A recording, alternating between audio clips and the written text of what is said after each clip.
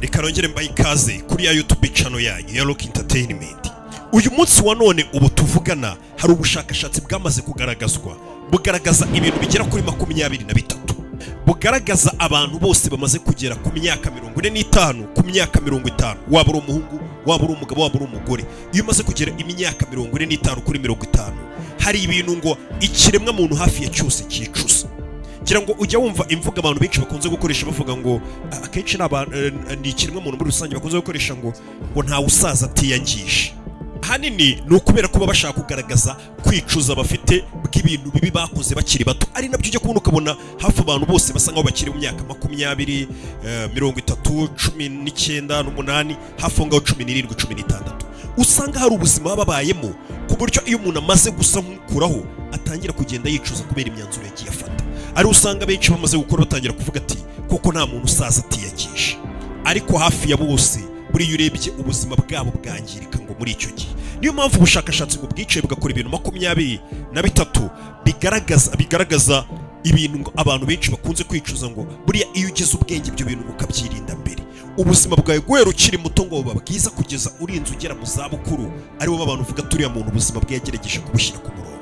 Tihise iyo myaka za 45, 50 akenshi abantu benshi bakunze kuyigeramo byararangiye nawe ugavuga ati ubuzima bwanjye ninjye wabwiyangirije, kandi bitewe n'imyanzuro mito n'utuntu weho n'uyu munsi ushobora kuba uri gukora ukabona n'utuntu ngo tworoheje cyangwa dutonya, ukumva n'utuntu tujyanye n'imyaka yawe, ukumva niko umuntu yakagombye kuba ameze.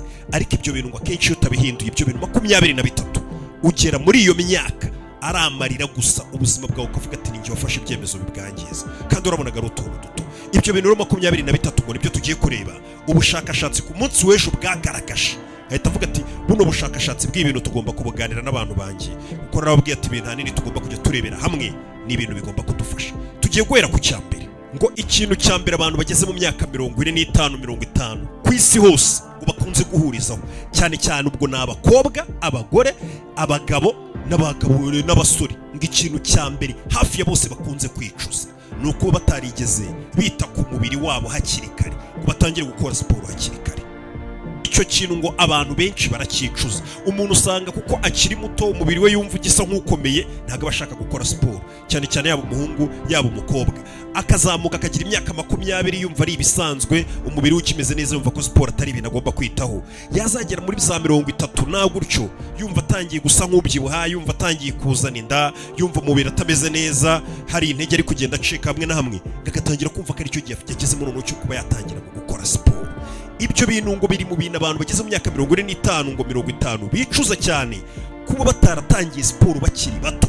Buriya ngo biba byiza siporo kuyitangira mu myaka mito ukiri muto cyane, ngo biba byiza gutangira wako kamenyero ka siporo ukagakurana ujya kugera muri ya myaka ya za 45 nakubwiye, ya myaka nyine yo kwicuza ku myaka 50.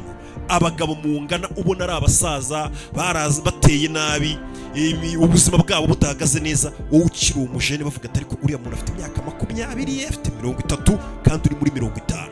Rero abantu benshi impamvu bicuza niyo mpamvu uzajya kubona ukabona abagabo benshi basigaye bari muri gym bari mu myaka ya za 45, 50, 60 nibwo bibutse gutangira gukora siporo kugira ngo barebe ko ubuzima bwabo bwamera neza. Ahanini babyandikiwe na muganga, babigiriwemo inama tutangira ujye ukora siporo kuko imyaka yakujyanye cyangwa ubuzima, ukabona nibwo yibutse gukora siporo.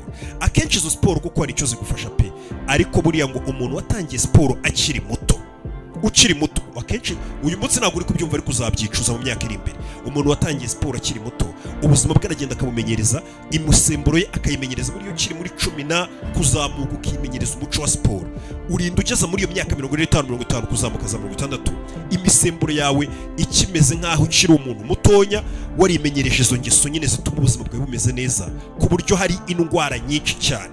Buriya siporo irinda indwara nyinshi cyane ku buryo urinda ugera muri iyo myaka y'abantu bicuzamo babona ukiri umwana muto, umubiri wawe umeze neza, ubuzima bwawe buhagaze neza. Ikintu cya mbere ngo abantu benshi bicuza bahurijeho hirya no hino ku isi ni uko bataratangiye gukora siporo hakiri kare.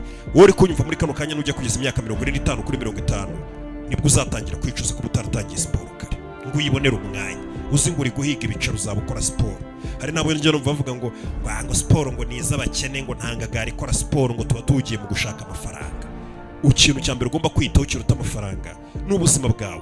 tujye ku cya kabiri. Ikindi ngo abantu bageze mu myaka ya za 45 na 50 ngo bakunze hirya no hino ku isi bahuriyeho n'inaha mu Rwanda n'ahandi hose, ngo ikindi kintu ngo bakunze kwicuza ngo nuko baragiye bita ku bitekerezo by'abandi bantu n'iby'abantu babavugaho, cyangwa se nuko abantu babafata, ngo ugasanga ageze muri iyo myaka agasanga burya nta muntu ubukwitayeho. Buri muntu usanga yicara ari kuvuga ngo runaka arayibona gute, ngo bari abantu bazabifata gute, babitekereza gute. Ariko mu by'ukuri uko imyaka igenda yicuma, cyangwa se niyo ugeze mu bibazo, cyangwa se niyo urwaye, cyangwa se niyo ushaje, usanga burya nta muntu wari ukwitayeho. Umuntu ashobora gupfa kubivuga gutyo ukabona ibintu nawe ukaba wabigendera, ariko burya ntabwo aba akwitayeho. Buri muntu aba ahangayikishijwe n'ibye. Rero ngo iyo umuntu amaze gukura nibwo amenya ko burya ibitekerezo by'abandi, ninkora ibi barambona gutya, nintakora ibi bigenda uku, mbega ugasanga ibitekerezo byawe wabyibagiwe uri kugendera, kuko abantu bashobora kugufata cyangwa gutekereza. Ngo icyo gihe ushiduka ugeze muri ya myaka uri kwicuza, uvuga ati ntawe uneza rubanda, iyo mbimenye nkikorera ibinejeje cyangwa se bimfitiye umumaro, kurusha kwitanga abantu ngo bari kumfata gutyo. Uyu munsi wa none umuntu afata ibyemezo bibi akajya mu bintu bibi kugira ngo abantu runaka batamubona gutyo cyangwa se batamufata gutyo. Ariko ngo iyo umaze kugeza muri iyo myaka 45-50, burya usanga ubuzima ari buto. Uhita ureba iyo myaka ukuntu yihuse, ugeze muri za 45-50 ugasanga ubuzima ngo ni buto. Ntabwo wakagombye kuba warageze aho utekereza ku bitekerezo by'abandi ngo bari by'umwanya.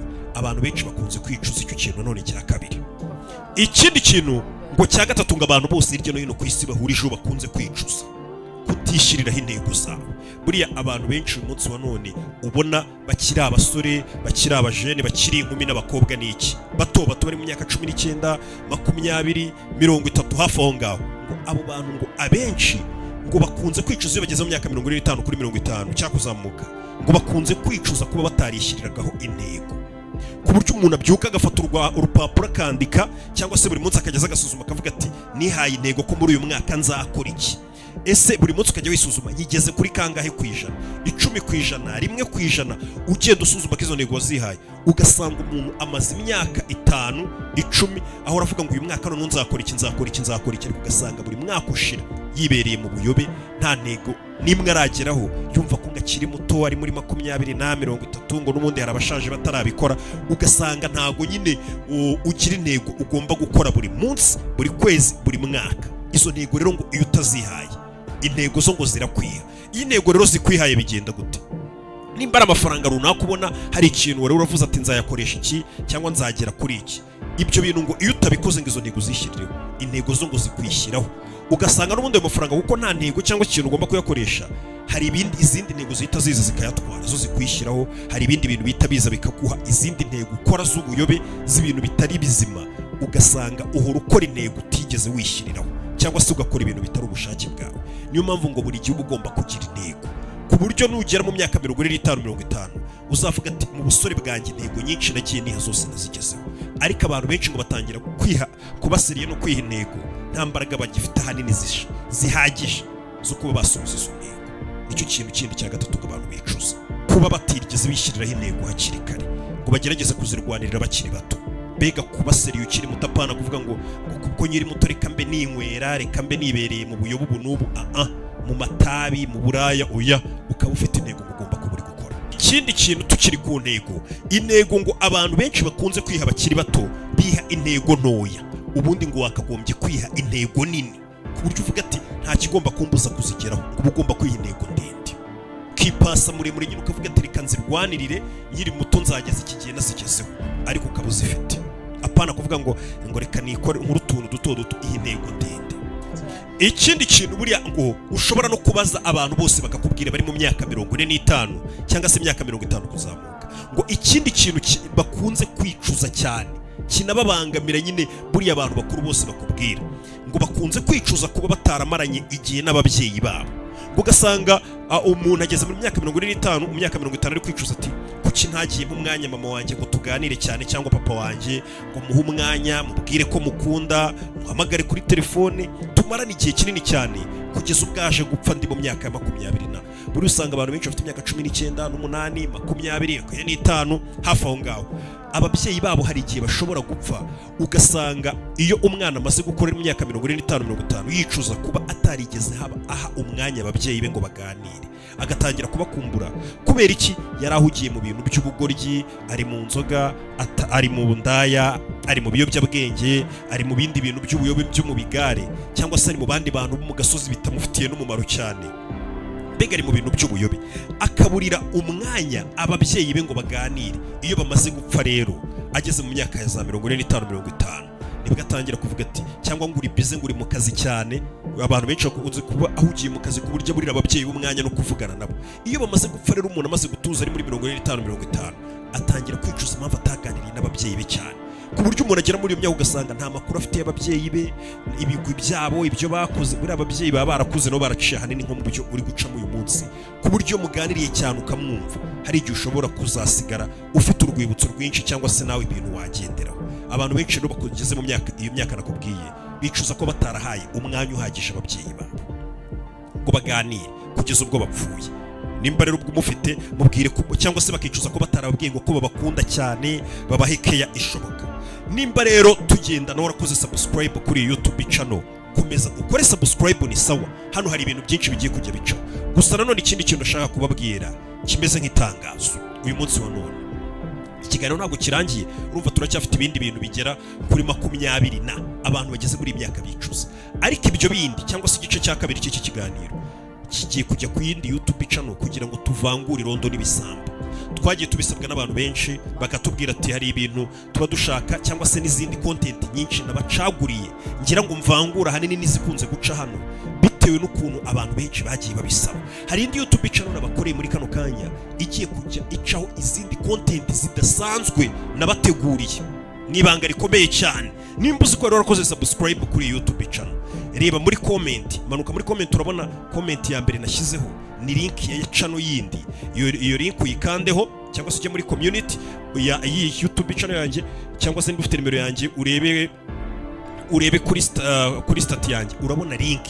Iyo link uyikandeho, winjire ukandeho, ukore subscribe, niho igice cya kabiri cy'iki kiganiro kiri, ndetse hagiye kujya hanaca izindi content n'ibindi bintu bidasanzwe nabateguriye, bitagomba kuvangwa n'ibisanzwe bica hano, kuko ni ibintu bidasanzwe.